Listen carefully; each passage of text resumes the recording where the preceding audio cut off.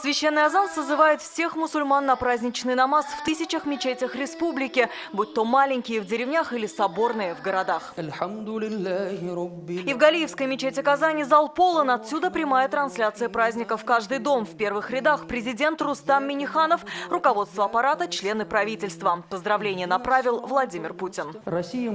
Отрадно и то, что мусульмане России хранят богатое культурное и духовное наследие своих предков, как зеницу ока, передавая их подрастающему поколению. Услышать праздничную проповедь в этот день впервые в республике смогли слабослышащие. В мечети Ярдем работали сурдопереводчики. Очень благодарна двум переводчикам. Да. В этом году я впервые на курсах уже дважды участвовала. Их обучаем основам религии.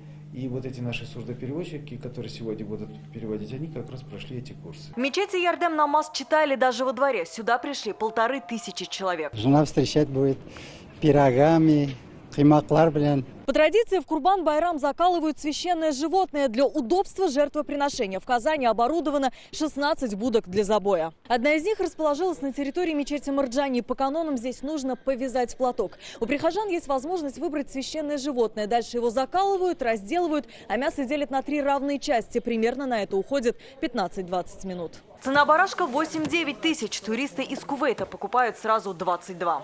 Мы заплатили Хазрату за 22 барана, чтобы деньги раздали нуждающимся. Мы отдали им все мясо, чтобы и его раздали бедным. Для обряда только в Казань завезли более 10 тысяч баранов. Стараемся уж раздавать часть мяса нуждающимся, также радовать своих соседей, вне зависимости от их религии и нации.